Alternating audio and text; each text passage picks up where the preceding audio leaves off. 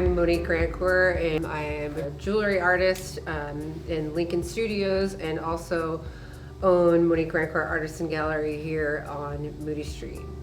We are a gallery that represents 50 plus artists from all over the country, many of whom are part of the Waltham artist community and are probably doing the same event.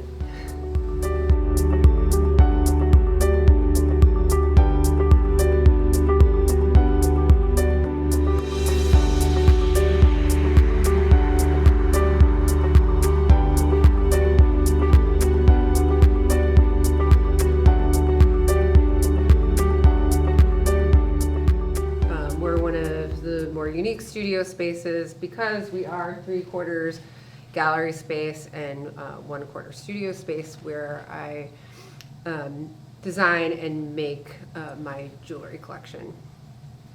I've been just doing whatever I want.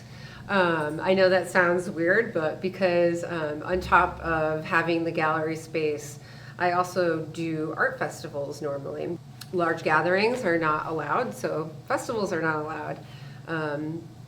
But in a way, that's been stressful, and in a way that's been good, because with my work, I have backed off of production and have been doing more one-of-a-kind and limited edition pieces, which is really what I love to do.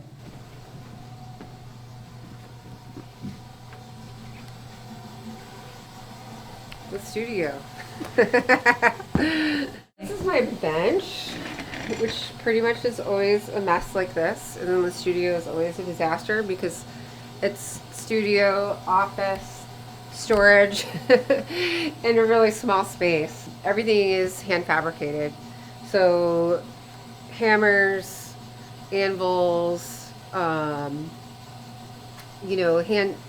tools. This is an anvil, a Fisher anvil from 1890, and I originally had found this at a flea market in New Hampshire. I had been looking for an anvil, and I literally fought somebody for this because they're hard to find, and when you do, they're very expensive. And my original thought was to mill it down and make it smooth, because that's what anvils are usually like. But I realized that this texture was amazing when you hammered on it. And so that texture is this. And you'll see a lot of this in my work now. So, you hammer on this side. I have this hammer designated to the anvil because it picks up the texture on the hammer also. So you hammer on the back side, and the front picks up the texture. I'm very head to hand. And I think you can really see that in my work. And I like to have fun. I don't like to make work that stresses me out. So I keep it simple, and the complexity comes in with all the layering and the textures. So all these little parts that I use to create pattern and texture are fabricated. This is just a piece of wire that's beaded up with a torch, and then I drill a hole, and they all get soldered in a gazillion times.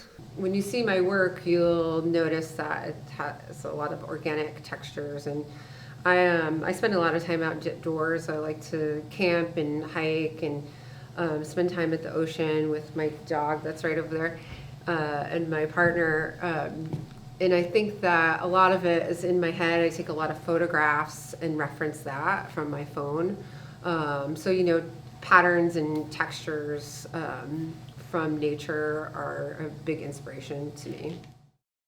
This form that I use a lot of in my work, and a lot of the artists at the mills wear this jewelry, is basically starts as just a round disc. You put the round silver disc into here, and then hammer it over and over, and then eventually it comes up into a really beautiful concave dome, and then the textures I get from heat with the torch. Yeah, I always make for women, and I like to think that all of my pieces, I work big and bold, and I always have sort of thought of them as giving women a sense of empowerment by putting this like bold thing on and just like frankly not giving a shit. But on my bench right now is a collar that I'm making for a customer. It's a one-of-a-kind piece, or limited edition rather, because I have made one other one, and she wanted a collar, and so now I'm working on that, and this is, you know, in the rough right now. That's just how I am. Like, I wear what I want, I make what I want, and I try not to let other people's opinions affect me so much, because, you know, as an artist and putting yourself out there, especially at festivals, you hear a lot of things that aren't so nice, but I think that we need to not let that small percentage of people beat us down. I think in a way that is somewhat connected to, you know, all the things that are going on now, and people are just fighting back, you know, and yeah, I don't know. I think jewelry is a really personal thing that gives people a sense of security in a weird way. I have a very personal connection with a lot of my collectors. Like, some of them have become like very, very good friends, and I think in a way that can add to your success by like being kind to your customers and not just making it this like, here's your thing and out the door. So like when you're buying from a local artist or a local business, you're buying from your friend, you know, you're buying from your next door neighbor, someone from your community. And to me, that feels like so much more special than like hitting the buy it now button on Amazon. You can tell I'm a maker by these fingers.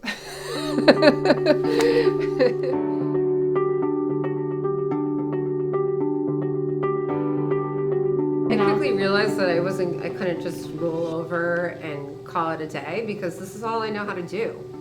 So, I mean, I know how to wait tables, but that's really not a job option right now. So I got my shit together, to be quite honest with you, and stopped feeling sorry for myself and just started making and getting stuff up on the site. And when we reopened, rather, we debuted the Metalworks fundraising exhibition. It was called Making Moves, and that was a huge motivator.